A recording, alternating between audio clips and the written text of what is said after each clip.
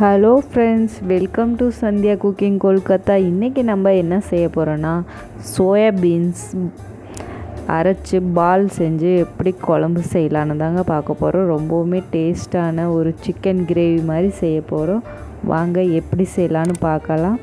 அதுக்கு முன்னாடி நம்ம சேனலை சப்ஸ்கிரைப் பண்ணிக்கோங்க. அப்போ தான் நான் போடுற வீடியோ உங்களை நோட்டிஃபிகேஷனாக வரும். உங்களுக்கு கன்ஃபார்ம் சப்ஸ்கிரைப் பண்ணிவிட்டு பாருங்கள். முதல்ல ஒரு மிக்ஸி ஜார் எடுத்துகிட்டு ஒரு பெரிய துண்டு இஞ்சி, 2 பச்சை மிளகாய், ஒரு பூண்டு ஃபுல்லாக உரித்து வச்சதை அதை எல்லாத்தையும் ஃபஸ்ட்டு அரைச்சி எடுத்துக்க போகிறோம். இந்த பேஸ்ட்டை அரைச்சி எடுத்துக்கிட்டாச்சு. இப்போது ஒரு 100 கிராம் சோயாபீன்ஸ் எடுத்திருக்கேன். இந்த சோயாபீன்ஸை நம்ம இப்போது வேக வைக்க போகிறோம். வேக வைக்கிறதுக்கு அடுப்பில் கடாய் வச்சுட்டு ஒரு ஜக்கு தண்ணி லேசாக சூடானதும் நம்ம சோயாபீன்ஸை போட்டுடலாம். சோயாபீன்ஸை போட்டு நல்லா எல்லா சைடும் பெரட்டி விட்டுட்டு ஒரு பிளேட் வச்சு மூடி வச்சிடலாம். மூடி ஒரு 10 நிமிஷம் நல்லா வேகட்டும். சோயாபீன்ஸ் வெந்ததும் நம்ம அரைச்சிக்கலாம். இந்த சோயாபீன்ஸை நல்லா போட்ட சைஸோடு நல்லா பொசுன்னு வெந்துருச்சுன்னா நம்ம ஆஃப் பண்ணிவிட்டு ஒரு பவுலுக்கு மாற்றிக்கலாம். பவுலுக்கு மாற்றிட்டு எல்லாத்தையும் இதில் ஒரு கிளாஸ் பச்சை தண்ணி ஊற்றி கழுவிக்க போகிறேன். ஒரு 2-3 கிளாஸ் இது மாதிரி நான் ஊற்றி கழுவிக்கிட்டேன். ஒரு 3 தண்ணி கழுவிட்டேன். இந்த மாதிரி சோயாபீன்ஸை கழுவி எடுத்துக்கோங்க. கழுவி எடுத்துட்டு முடிஞ்ச அளவுக்கு அதில் இருக்கிற தண்ணி எல்லாம் நல்லா கையால் நல்லா பிழிஞ்சு எடுத்துக்கோங்க. சுத்தமாக தண்ணி இருக்கக்கூடாது, அந்த அளவுக்கு நல்லா பிழிஞ்சு எடுத்துக்கோங்க. அவ்வளோதான், நம்ம எல்லா சோயாபீன்ஸும் பிழிஞ்சு எடுத்துக்கிட்டாச்சு. ஒரு மிக்ஸி ஜாரை எடுத்துக்கலாம். மிக்ஸி ஜாரை எடுத்துக்கிட்டு முடிஞ்ச அளவுக்கு பிழிஞ்சு எடுத்த அந்த சோயாபீன்ஸை எல்லாத்தையும் அதில் போட்டுட்டு தண்ணியே ஊற்றாமல் அரைச்சி எடுத்துக்கணும். பாருங்கள், நான் தண்ணியே ஊற்றாமல் அரைச்சி எடுத்துக்கிட்டேன். இப்போ அரைச்சி எடுத்ததை ஒரு பவுலுக்கு மாற்றிக்கலாம். பவுலுக்கு மாற்றிட்டு இதுக்கு தேவைக்கேற்ப என்னென்னு பார்க்கலாம்.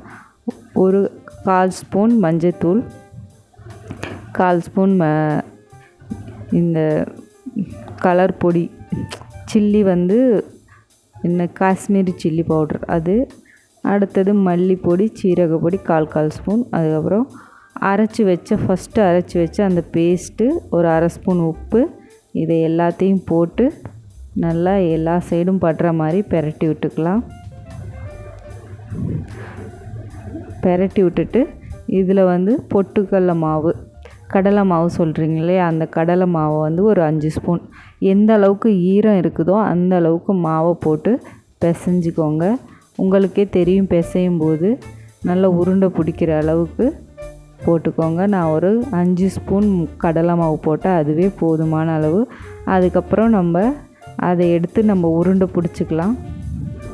உங்களுக்கு எந்த சைஸ் வேணுமோ அந்த சைஸுக்கு உருண்டை பிடிச்சிக்கோங்க. பெரிய உருண்டையாகவும் பண்ணலாம், சின்ன உருண்டையாகவும் பண்ணலாம்.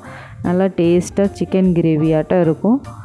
அவ்வளோதான், நம்மளுக்கு தேவைக்கு ஏற்ப உருண்டை பிடிச்சிக்கலாம். நான் இன்றைக்கி கொஞ்சம் பெருசாகவே உருண்டை பிடிக்கிறேன்.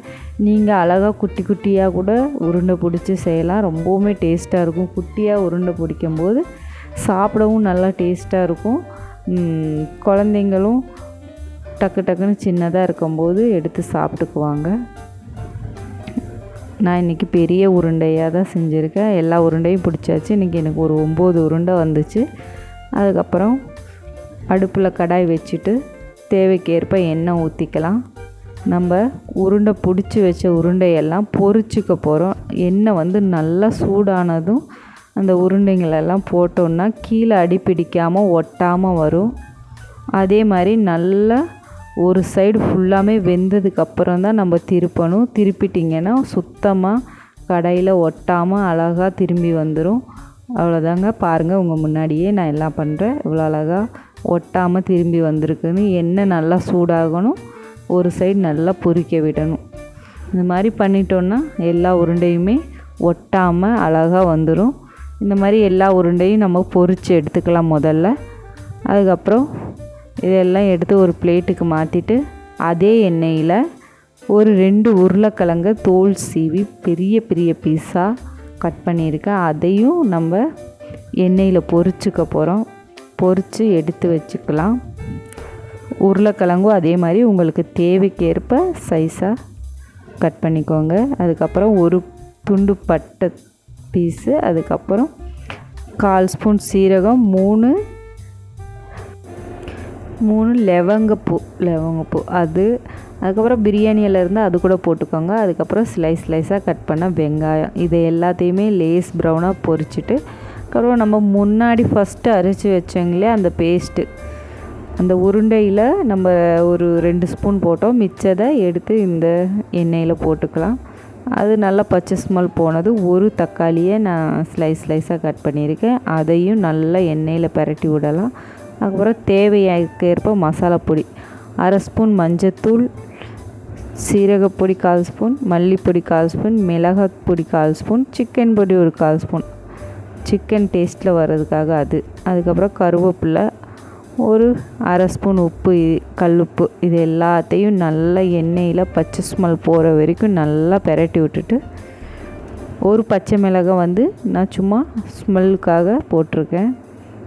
அப்புறம் உருளைக்கிழங்கு பொரித்து வச்ச உருளைக்கிழங்கு போட்டுட்டு அதே கிரேவியில் போட்டுட்டு கொஞ்சமாக தண்ணி ஊற்றி நல்லா எல்லா சைடும் படுற மாதிரி பெரட்டி அந்த பச்சை ஸ்மெல் சுத்தமாக இல்லாத அளவுக்கு நல்லா எண்ணெய் பிரிஞ்சு வர வரைக்கும் நம்ம பெரட்டி விட்டுட்டு தேவைக்கேற்ப தண்ணியை ஊற்றிக்கலாம். உங்களுக்கு கன்ஃபார்ம் இது கிரேவியாக தான் ஆகும், ஏன்னா வேகணும், உருளைக்கிழங்கும் அந்த பாலும் நல்லா வேகணும். அதனால் தண்ணி ஊற்றி கொதித்ததும் நம்ம கொத்தமல்லி இலையை தூவிட்டு பிளேட்டை வச்சு மூடிடலாம். மூடி அந்த உருளைக்கிழங்கு வேகிறதுக்காக கொஞ்சம் ஒரு 10 நிமிஷம் மூடி வச்சிடலாம். மூடி வச்சுட்டு அதுக்கப்புறம் நம்ம பொரித்து வச்ச சோயாபீன்ஸ் பால் எல்லாம் அதுக்குள்ளே போட்டுட்டு ஒரு கிளறி அதையும் பிளேட்டு வச்சு ஒரு 10 நிமிஷம் மூடி வச்சிடலாம். மூடி வச்சு அது எல்லாமே நல்லா அந்த பாலுக்குள்ளே எல்லா தண்ணி இறங்கி உருளைக்கிழங்கு நல்லா வெந்து கிரேவி மாதிரி குழம்பு ஆயிடுச்சு. தண்ணி எல்லாமே சுண்டி போச்சு. அவ்வளோ தாங்க, நம்ம சோயா பீன்ஸ் பால் குழம்பு செம்மையாக ரெடி ஆயிடுச்சு.